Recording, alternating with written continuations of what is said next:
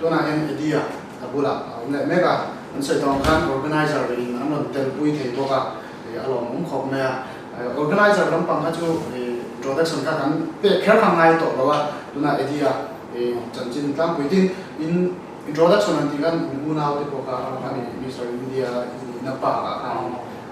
อุณาวิจารณ์นี้ที่เด่นจุดว่าที่เด่นเรื่องเดียวกันไม่น่าเสียสักเจ้ากับเพ่งจุดที่ใจถึงว่าอย่างนี้จวนวิจารณ์ในจวนขัดลาสองกันเจ้ากันช่วงคุยปังอากันเนี่ยอุปกรณ์กันเนี่ยจวนกันมีไล่ไม่เชียเนี่ยกันนกบังแบบที่จุดเขาว่าเนี่ยตั้งด้วยนะมาตัวนี้ทัศนีแบบนั้นตัวมีเราต้องไปคุยพวกเราเราจะมาเสียที่จุดเดียวเลยเรามองไงอันนี้แหละมิสเตอร์อินเดียแต่มาการนี้เหตุการณ์มีคนเทสมาการมิโซรามาการนี้อันนั้นทั้งหมดเนี่ยเช่นนี้จริงๆเนี่ยอันนั้นชาวชัวดานไล่เดียวจะขาดสมนัดจริงๆเนี่ย organizer เรามาทำเป็นอินเดียมิโซรามีแบบนั้นแค่ให้มีมิสเตอร์มิโซราเป็นทีมมาเยอะเกี่ยวกับชิ้นเนี่ยโมเดลลิ่งลำพังที่กับเราก็เลยตัวจวนข้าราชการนี่ให้รู้แต่โมเดลเเนี่ยดิสเปซิลิสต์มีชื่อเท่าไหร่มาเสียให้มีมิสเตอร์ดีกับที่จูกับกันไอตัวไหนเราชิ้นจวนให้มี Man of the World มิสเตอร์อินเดีย2009เราโดนคานิมิโซรามาคานิถ่ายรายการนี้จูจันจูแต่ให้เกี่ยวกับมีเราซ้อมเป็นตบตาอีกจนกันเราเช็คแล้วถูกตาจนที่คานิหันที่เฉาตาให้ฉันพาวินเนอร์มาเรามีตาจนถึงขนาดนั้นอีกขั้นจูsecond runner up กันนี่ตามาเสียวินเนอร์เจ้าพามิโซรัม represent ตัวนี้มาพา no first runner up กันนี่ตามิโซรัมมีกับพาจนวินเนอร์ครับ represent ตัวนี้ตามาเสียที่คันบาเล็กท่าเล็กคุณลำปังอินเดียลำปังว่าที่แม่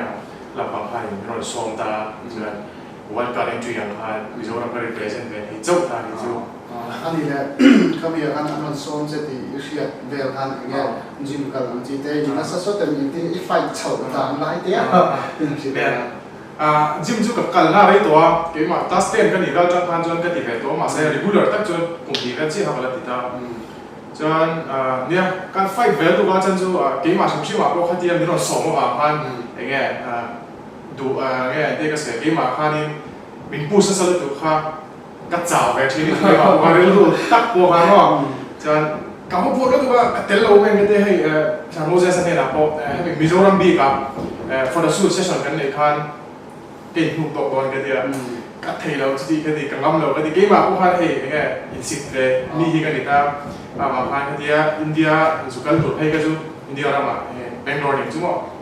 อย่างเงี้ยสเตชันมากับพวกเราดูว่ามาเสียที่คันนี้อาทิตย์เนี่ยเป็นคุยน่าจะละเกี่ยวกับพวกเขาที่คันจริงมาจะช่วยนี่เทคโต๊ะจุกชัวก็ตักซากันจับกุยอาจารย์เลยอาจารย์จะมุ่งเลยเราว่าเขามีเรื่องลูกหาเนี่ยฮะไฟเวลตุกโมเดซ่าเอ็งทิ้งเงี้ยเดียอินชาร์ชัวดานเวลไลค่ะที่นักการอินบูจันชัวดานก็ช่วยกันอินโซนั่นสัตว์ตาเขามีเดียบ้าค่ะเฮ้ยตามีดังเทปโปลิเซนจุดนั้นเดี๋ยวมีดังอินทันโซดานเฟลค่ะอินลูกเก็มนั่นเป็นข้าสวยดูยังไงอ่ะkan mulu ka chan chunia Mizoram represent tur kha ani wang khan kan winner kha chuan hei edit te ni ta ang semidang te po khani thawa advertisement atanga ron tel ang te achan chu ni ta chin te chu ke mani po ina thei cha kan te ang te po ron tel te che o kan te ang te po khani ta ma chuanin I around chi sang sang kha ta mo ke mani Mizoram kami contest khan chuan traditional costume round te kan ti ta ka khamar hlui pearl khan ti sakta mo sponsor kha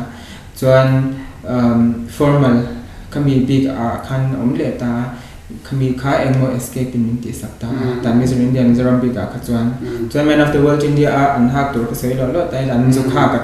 ka buang chang te in ti sakta mo design chuan Kota Man of the World India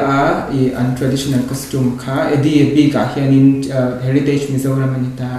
minti saktu ka chuan Jonathan Abi ka hianin Malui Pearl bok khanita chu anitan mani an tham la hawa chuan kami kha around kha kan nei vek ta ni chu Tamis India Mizoram be ka khan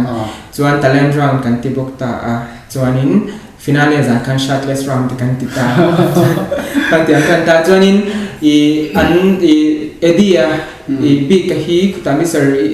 kutaman of the world India kaldon khanin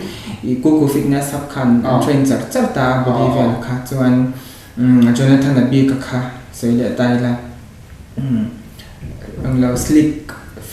gym khanin an train bok ta mo khanin chuan Miss Susan Rat te khanin interview section anti turanti briefing te khala nei pui china grooming ta mo ta khan along me lua enge du khoplo na te nem din an thatok ti la vera bo khang ka boi le duwa du khoplo na te po khoi lo nei theni ik vei tu ang thi te po kha lo te ka ti meng te ka minan sui sak le lok la nia machine hi chu perfect hi har ta amar zu ke ma ni he kan dau te ani na ang hianin ke ni chon hun sa ta thei pa to pin he dom chau kan tum ta kan tu na ril roi ta mo chu tiam tu cho kan kai shoi ta tu na so yang khan chan chu kan hun ne het ta mem ta chan chu ta I englo confirmation the official recommend englo tang khan ma han la ha char chau ta khan hala hun chung kha atlem tuk ta ni spot tu na Moses so yang khan chapa so yang khan sponsor te khan zong ta tuang avoi khan na ten ta ni tin chu ti ro jo han soi zau le de le ka nga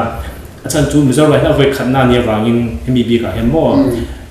ma chon an lo thang to thin ta amaro chu azik tuak lo ti me ilangin khatiang te le he eng tin mani mi ina he fiam thu thona te an lo phang thina bang khan pe ni ta chon hala khi har sam em ta ni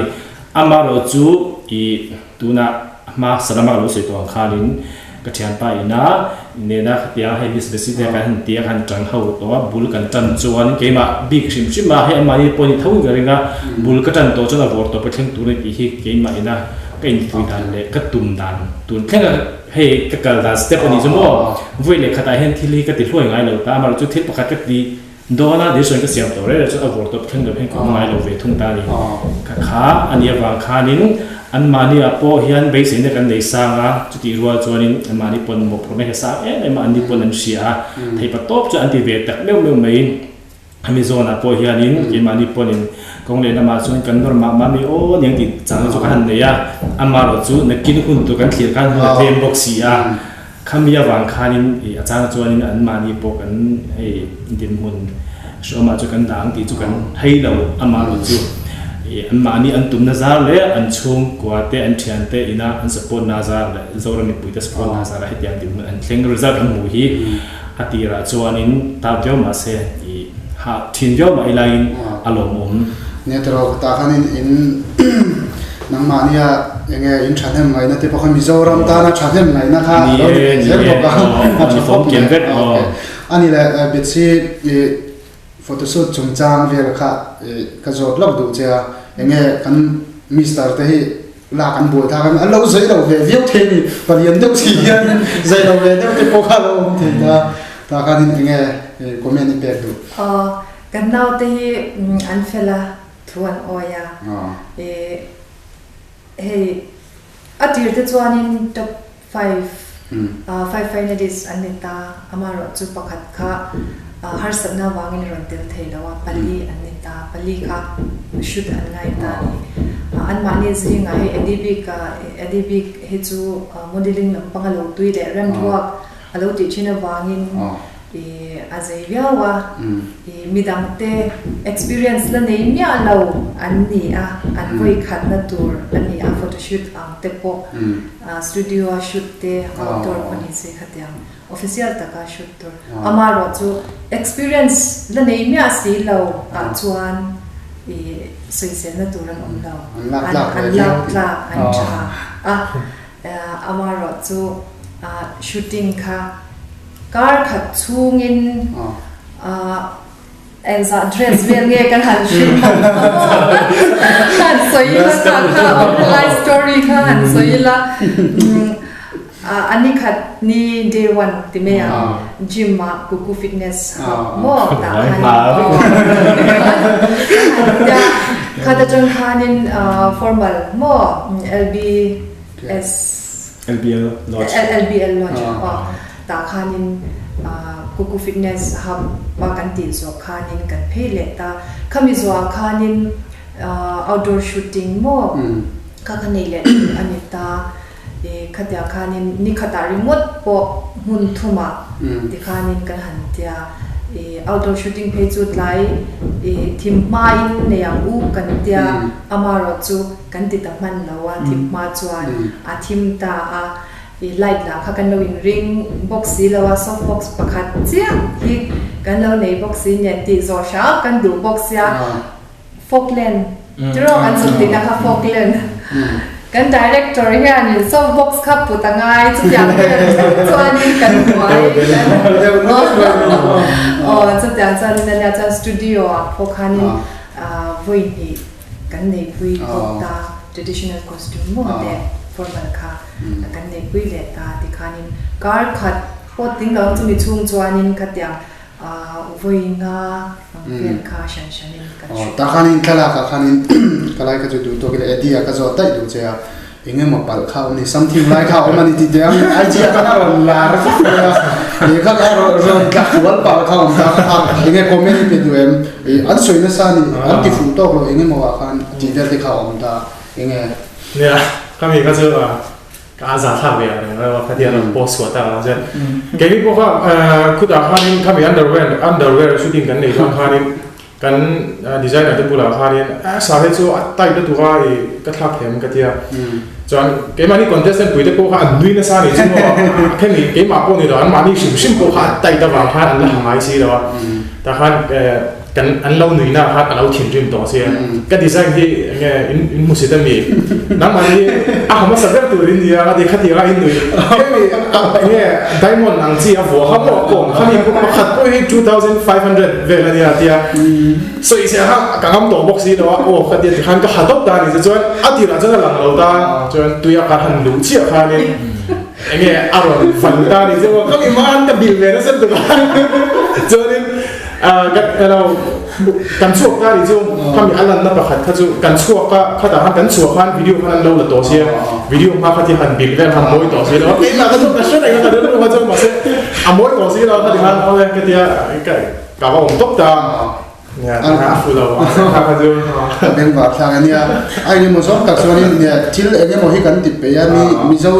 แค่เราก็ทราบแต่ปนดีเวทแต่มีฉันนั่นละไอเชียร์ละมิชิงอาชวนินหลังสาวทีมอันนี้วางเฮียนินราคาอินโซเฟียเวชิมชิมโซเวจับก็จับเวชิมชิมมาก็ได้ค่ะอันนี้มันโซมาก็รุนโซจับจะกันอยู่ที่บ้านกันสวยด้วยที่จวนนี้มิสเตอร์อินเดียคนเตะสาขานินเองเบย์ดอนนะอินเดียไอ้แต่ organizer แล้วมาจังส่วนอันนั้นเบย์กับชาลุตุกันเจ้าดีค่ะจูเชียตาแต่ฮันเองอันนี้เนี่ยนั่นมาอีไฟโชนี่จีน่าเตปโจน่าเตกันโจโตตาอีไฟโชว์ดานะครับเองเบย์ดอนรุ่มซ้ำเตอินเดียก็เนี่ยเดี๋ยวอาจารย์จูกัตันจนอัตฟก็ติดแล้วตัวอาจารย์จูมิโซรัมเสกก็ติดแล้วมิโซรัมมาจวนเตียนดีไซเนอร์เตียนเป็นสองจวนตอนฟีตะกินกับกันเลยไหมมาเสกข้าก็เทนกับเปียแล้วปังมันในตัวตาข้าตาวัดชัวข้าจูกัตันจวนอาจจะเล่นจริงบอกว่าอาหารสบุกตาจวนและจงอาหารเป็นอาหารโปรแกรมกันนี่เวทดูตัวเป็นอังกฤษก็ฟังแล้วฟังกันtranslate เลยบอกว่าเลยตาข้ามีปุ่นจุดดีแค่ดีเดียวให้ตั้งแบบเช่นมิโซว่าจวนมาเสกก็รู้ว่ามันจูเทโต้กันชัวจวนกิมฮีกัน success เทียจวนจวน translate ตัวก็แล้วก็เลยแล้วมั้งเกมมาอินาคนฟีนตัวนี้จวนจวนก็หลังกันเทียที่ฮันให้ประเทศนี้เป็นปุ่นนั่นแหละมีปุ่นเด่นมีเรา support นะเดี๋ยวให้กับเราทิ้งดาจวนเนี่ยก็ hard work ก็ตีเราเท่แล้วอาจารย์จูมีปุ๋ยจวนนั้นเราช่วยเราไม่เทียมีปุ๋ยที่ไม่ได้ต่างโซกจวนนี่เกมมาดีถ้ามีเพลนะกันโทนะครับการช่วยเราเรื่องนี้ชั่วโมงและเมลเปเจนบีกับที่จวนนี่ตั้งตักส่วนนี่ไม่เชื่อเจ้าติดตัวอะไรนั่นไม่จริงนะมีป่าที่ครับถ้าเดี๋ยวว่าเมลเปเจนยังดูจริงถ้าจวนตัวจริงได้ครับไม่จริงนะมาสักครั้งนี่เราอาจารย์จูมิโซเราว่าเฮียนี่ต่างว่าชัดตักจงเทียมเปลี่ยนชัดตักเมลชัดตักอันนั้นตัวตาอินเดียเรามาเฮียนี่กับเมลที่ดังหลังบิ๊กเชียถ้าว่ามินดูเวนี่จู่เกมมาดีเมลที่ว่าเขาอันนั้นน่ะชัดตัวจู่เจ้าหนี้เสียเกมมาดีเห็นมาเตียงกันจะเสียตัวตาที่ตบชัวเสียคนที่เวเสียกันดูบอกมิโซทลายที่มั้งเนี่ยตัวมันจะน่าชวนมีป่ามิโซมีป่าที่ข้างเพลงของบุญอุยริมดข้างช่วงเราท่าแต่ smart เดี๋ยวทำอะไรมันจะชอบทำเลยอันนี้แหละจินคานินจนาคาอินโซไว้ตัวตา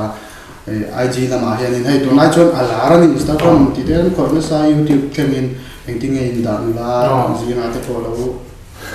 em mà bút kia ngồi thế trong các cái email ta cái bút kia nó thế à Eddie 35 fania Eddie underscore khắp bát ni ôm cho 35 anh này là nó là đủ rồi nó là đủ cái đủ rồi miết trả đi á tiền này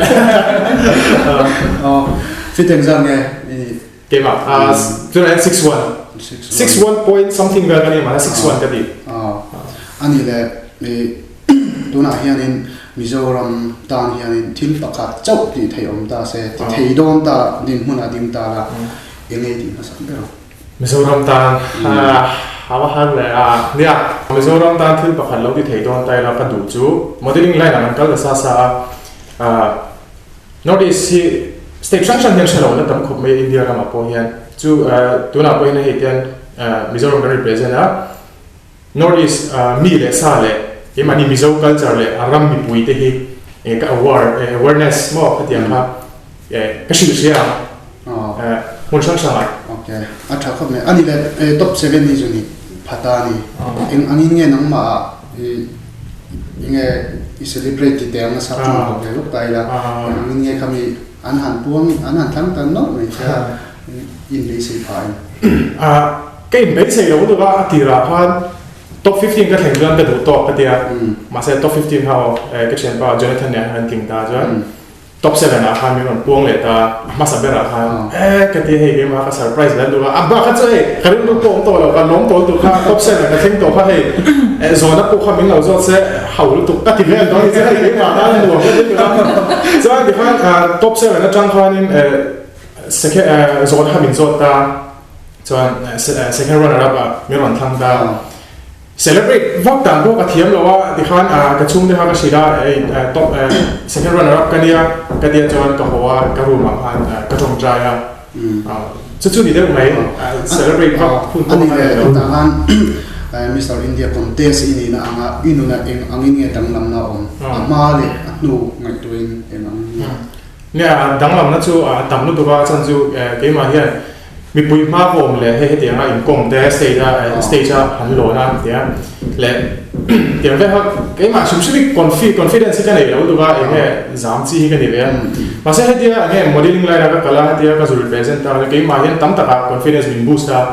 chan mi pui ma po tia he kan duang song te kan sui ve tia na jing khanin chona po kha chong sang sang a talent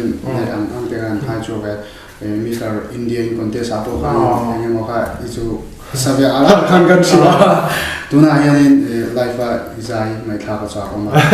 tin eta khil tu jing apo mai tha cha tam ta khan am the tin helai organizer ajing ate po life te po din lengai thalo me ke ka ti right so isa nga chuanin judge pathum anga ngai nga nge comment kha toite in ka settle du boka eta India pa eta vai pa ina comment a chuan yeah min ti ta chu an zai nge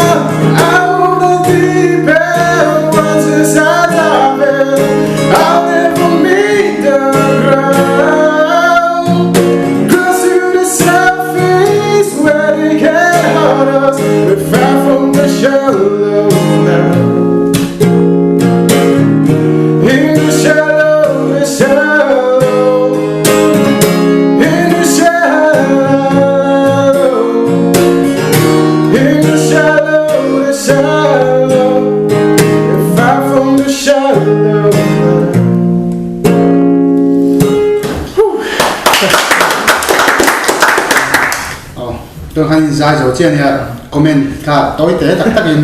organizer làm trong cái này nghe nông nghiệp bọn lại phim vui khát na đi về thấu cái nào nghe hù ta dia talent ram na chon ka lo to thawa ma sen ka tiang em khan lo zai i ta mi sen de Mizoram ma ka chon talent ram na ka tiang ang khan lo zai le jan talent te ko hin me the ta to mi sen talent ka ma sen ye zai cha ka ti tu na khan mo i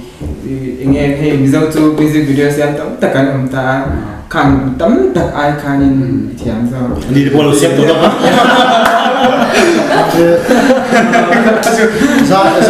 giải thể nó là Mizo à giải thể đúng không giải thể mấy cái này nó giải thể và cái đó ta lên là chọc khóc mấy miệng bây giờ khóc mấy đi giải thành mua là nào anh bây giờ khóc mấy ta khan như thế nào khan rồi mấy cái này à nghe Mr. India contest in ang khan nghe zir chuat in ang nghe zir chuat thì lại cả zir chuai này nghe ma itel nu han khai ki nghe lại khang nghe sai sai confidence ka plus thei to to ka se chu jang ya confidence ka pakhan na ni ta chuan se na chuan in zir chuai em tia chuan in kulam panga kan akshay rai chu ka ni ta director ve de ta director founder and director ni ta cái mani Northeast apo Mizoram kil kholo to ka hatia ma cái mani ta na opportunity tha bin siam sak na le nge exposure min nei tir theina cái mani potential min pek chwa theina kha ro pui ka tia chuan cái ma po hian le hey kan organizer se kan director te impact na te le kan ta na thorim na te atang hian ka zia chwa pakha chu nge cái mani ai noi nung ve le chong ti meng lo ko lo se chu wi ta chuan nghe cái bọn opportunity trả siết sạch thì nghe cái điều ổn chú cái gì so bạc hạt anh ấy là em tiếc cái gì này tụi này hiện modeling line này em có line chỉ không xong thế bộ tụi em model thì khai mình thì em có nên được không nên là tụi nào cho nên cái gì làm tụi chú cái thiam rồi lo cái thiam thu như thế mà sẽ tụi này hiện Kulam panga an fashion stylist Mandisa kami kani miron bia for the shoot to le rang mok to khani chumi chu can explain ta ka zu kal phatanga chu da tang chuan in behind thil dang chu lo om le to ra mai me pathian thu thu a ring kan top ngày le theng san cho le zel tu ra ko ngai tai la alo mun the khom le zo na min chan sap thri na atop lam nai don tai la organizer lama tang khanin pakhat te kan khoi lama tang kan chan don chu ka shelawa noin ring ta ula engemo hemi Mr. India contest chung chang te po Mizo bi ka ti tem em angin ma son kan na du khoplo na te po khai no ni the ni ka ti no te kan engemo in ve zong zong kha min han sai sakula Miss Betsy jang kan tra ka soi do le ka cha du chu Mr. India Mizoram hi mul kan chan to dam chuanin nakum lam panga po kan ti chho se la be sei oma pathian zara ta hianin kan thalai mi pate tam the amber zam lova confident ne na rodel chok turin ka cha do ne cái sự chú tấm mấy mà sẽ chuẩn bị gì à cho nên mà sẽ rất cho nên hay khi tôi đến in đông hoàng hay in organize giờ cho hay thì mấy cái nhà mình sinh mà cho nên cần rau bưởi đầu véo mấy thế mà rồi cho rau bưởi tập bắt hen cần này bắt hen khơi na ra là bul mình tân saka alai mình cần bưởi à vô tổ mình cần bưởi cái chuyện cái bây giờ đến chút đi rồi cho nên cần nào thế hay đó na hay cho na thế pon sẽ đi pon sẽ mình đăng mua dầu lên này anh ấy te po kan fain ni tho sim chunga lom thu ko soi duwa chan chu nge ti chuanin ma ni mishing chau en lovin mo i heta ke ma ni pheda i ka in peng te an ma ni ta na ma khwa kan ngai da zong zong kha min sha thiam em min thop em an ma ni hian tin ke ma ni hian du na rongot nei pon i la an ma ni tel lo chuan he thil platform hi a lo ting don lawa chu wang chuanin an hne na khain lom thu ka soya king lo na le mi pui lam tang du khop lam na a chu e kha e thil tam tak te po mai thei amaro chu avoi khana nia ke ni po kan ti ve no kan kal ve no ka balha chang te po chu ang mit tum lo chang te po chu ang chumia zona chuan organizer ai oin nge dam ka ti la thpa ka choi boka chuti rual chuan next lia chuan kumlama chuan nis besi so yang khanin e mani na ma te po thil re chu huna tang chu experience nei thei lawa tuna i ha kan nawina edina soi to ang khanin avakala va fe chuaka a fe chuana ra chu engi ti chuarin ama self confidence le thil tam taka zur chuar nei ta heta nakin le zela local next generation ta na khanin in prepare du na thinlung tam tak anei ta ni chu tiang bok chuan ke mani pon hemi platform hi kan lo siam to na zona chuanin i tun aina sa a zawra mi pui ten thalai te hawina i hemi rabi hi i atha ani tin chu di ruwa chuan thalai an mani ta na i future athat me pialama khanin Mizoram promote tu le ke mani mizo te hi eng ang potential ya kan nei eng ang theine kan nei mo cover huapin kan theine hi kan pho chhuak theini ti hemi platform mang hianin aka theitani chachu mun da tang rungot chuan chumi khami tia du du lo ra zo zot ai chuanin a fi la hian cheng ve la entina la tu na la mo la te po football in khel kan enta tro ke phejon in khel ngai lo amaro chu machine kan ni la tel pakhat for example lo so ila pon la matang chuanin go som thum te po kan thun theng chu ni lomi amaro chu a fi la va ching che la in rong khat po hel la kan thoro lo beng chu ni lomi khatiang kha ne achan chu tia soile at tak a fi la va chen ni en ang lo kha chu me wang chu a thil tu te pon at tak tip tu te hi thil tam tak min promote thei lo ni chuanin min suggest thei lo ni chuanin mo i thatakin i athazo idea ni chon chu tiang kha tiang ti zo ula chu tiang kha tiang in athazo lo mo ti ang te khan advice the min pek chuanin kan pom thei rega achan chu mizo de chu in promote tur kan ya kan tlem te kan lemia khamisona khan ka soi duwa tin chu ti ro chon pakhat aram cha kan la ka soi lenga achan chu nge ti chon ka thalai pui de ke chun ka vai em achan chu nge ti chuanin ke po he ta mun phia ta ta bu chan kan ya ta bang chon thil re re hi kan tum chuanin kong vek manlai pa te pon art dan cha cha umlo ti han de khanin e ani chu house sa ani chu capital ne ti wang mai le khanin mi kha va comparing ve ne lo lo la ke ma ni zona thau hian pathian special de win siam thawa khami kan special na kha antiana na tuna now de kan nei ta it is special le jona special na lo chu ti ampo ke ma ni a po hianin nang i thabi ke thabi tu ma lo khove hen thabi kan lo sim tan chu tang ro pum khat vek kan ni ta intina na i ko thana te poni se mo doctrine hey lo te poni se bible te poni se pa le fa pa thla thang ni mo join pum khat ni thelo ang de khan hem insure khom le hem organizer nei pia lama le mi pui le ma tanga min support na tanga hetia di mu cheng te kan ya chu khoi takin an next le tam thang barin mi zau thalai te rin tel turin le zaro mi pui zong pe min support ta min thok thok turin headline kan takin ka som thak chang cha ta nai notice ka sa lo kan ra soi cha ta soi thiam nei sia soi to ni ka ma ve ko pa mo ke ko nan ko kon sai la kan sai zo thei da ba ti to rin na hemi kan journey hi basa bera ka sai do che he pathian chungan lo thu ka sai do a min atira changa fo ini changa min shwai ni ro pui ka ti em chuan kan ring ta thi chuanin I omlo ta hi oma hena ron am chini ni chu tuna te po hian kas e ai khuta anzu kalna tur ang chi te hey flight ticket ang chi te po sponsorship te an ka bari accommodation fee te po sponsorship te ka kan dil lo ni chuang lo ta sarkar te po kan ni chuan hey mal ang te po hey enge mani company te dor lian nei te po ni thau ta ma se mail page ni ala popular lo wangin Mizoram ma chuanin mi hian an investment lo ni sarkar tang po kan ho thei la pa cheng khat ma chuanin I khatiang company tang te model lian nei tang te po in khatiang khan investment lo tinga ma khan om lo ni chumo e ma se chu ti chung chuanin pathian hianin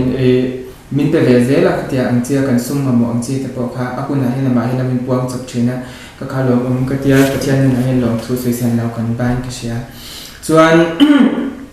adot ya chane ke ma shim shim page free kan tia page an ka to ta pa ni chu cái mà hi kavat tin kavat tui ni chuang la win he lo analyze tu te o yang chi tan khanin ka tui to pa mi sa wa phei chuan ke ai sia hi anh em o ka ti ngama ki ve ngo page ni male page ni mo female page na ai ha be a be kyan ta ang sela ka zia ve chin ni chu mo he social media te po chuanin kan open live jam to tui kan ta indian zaina heading indian Mr. World finale lo ti don ta se lo live don ta se Star World ta zandar song pa khata song pa nia he kan tunu le pa hin phal chin lo ni chu mo he men re chi te ka thau ru chin en to ti ka chuanin Miss World te Miss Universe te lo live ta mi ra ma chuanin chhun lo ni ma se ke mi ra ma chuan zan jing da khatte lo mi ta ka thau ru tang tang zen en to rin kan mo ka shat ta chuanin ka tuina ni wang hianin femina hian mai mi ron be to ni chu Miss India to nan ti hian ma se ka posa ka ma wang khanin ka ti thei ta la mo enge he Mizoram ai ro to rin chu tang ka tan chen lo select thei competition kan ne do na min poi pui thei ni mong ti ta ma se ka ta khang ke ma ka posa kom wang ka man lo ta chuan tu na ke ai zo la kan training ta chuan alo rem chang buk se kulam pang Mr. India lam pang chang meron bia khanin ti tai la ka te ka hang kan ti chau ta mo chuan soyang khanin he mi malalom tu se na tur tam tak te om ta ta Mr. India Mizoram kan ti lai ta po LBL lodge te kan pang shooting ti nan te chuan photographer anga te po ni se image betsy put ni ma se som te khan nei ta ana te ho te khang ho te chunga te po khan lom thu te po khan se han ni se la chuan mi balanga he ka zen bill me nga advocate hi in kima min puitu min put puitu ni china ti khan ta finale kan ne te po in sum le pa an te pon min lo puita an kal don thang te po ni ta ko ta pa kal don thang te pon khang te po kha an ta lom tho ka sai ruwa mi show kal chang hian chuan in ka chian te a hian in ming balalam turang hi veli ra te ani bokta ni hi min pui a he lang si lo hian min pui ve a khang te po kalom to kan sai do tin na chin ni chin a hanin jona bi khang ka sai to ta a ro sang ni na ro te hi tu ma an invest ngam lo la ya te me ngo an hi an rin zo lo lai ti me la min ring zo tu min khatyang advertisement na tura nge sponsorship kan hu chuna ni awang khan chunga ai lam tu sei sen la kan patak me ni te kan sei do chanin chanchin bulam pang te wangla ni te zo zam te min chwa sak chin han chanchin te kan lo me chuan he TV lam azon te LPS te ka khan media partner ang khan ni bokta kan lo me ban chunga hian khang kha anime tro me kan soi ka sei mai tam tak kan yang ka ring he o ka sei mai ka sha chwale lok chu JV khan china ka sei la makeup artist kha khuta an kan na tura shooting kan ne khan traditional costume le formal khan kha ama khan ni pui boka makeup la khan chu kha khan ta se midang ka sei mai ka nei chau me the ma se soi kim ve ka har sa ka lo sei mai par mina shithiam se mo ala alo mom ne me edia toy te ne mo han soi lu cha do de po hai ni ke với na hay cái số mỗi tập phần ham hi bo ha chang te ania ai lai bong kon ram family khang ma hian anoma no pan ve theu ma chuan ma sa beron zon pathian chunga long thu ka soi do tun tin hun thlen thei na chu bai ma thei na ni lawa pathian wang liu ania chuan a sekhana chuan kanu le pa te le ka wona te min support na ka lo me bo kha chuan pathum na chuan kan organizers te kan director te le he Miss Betsy sar lu le sar Moses te chunga te khapa min poi pui na yan long thu ka soi bo kha chuan palina chuanin keima ka thian te ka min support tu le min vote tu te chunga long thu ka soi bo kha chuan to phera chuan nangwa ni na ti la hun tak min te ka ba hian tom be ti la ka long lu ka kan long be ka ri lo an za wa a ko ni se long an nu mer ko ma sa bera ka ta alo mo khom me po atom nan long thu kan soi ve le duwa hei kan som na te ngai poi mo ni long kal thea organizer te le kan minister te po ni se la in chunga lom thu ka soi khom me atom na na kan cha du cheu chu be dong lo la mi zo hian mi tam takin support lo ang chewin lang ma se la mi chang kam chin chuan an support tak cheu ni ti hi shele mo la chu wang chuan next time fight le na tu lai chun Mr. India he mi zo ram hian kan nei tu ra ni ti ru hi lo pu sham la ti kha ka duwa in kal le se na tu ra the Friday so mi du sang ber ka ran cheu ini po le kan lo ke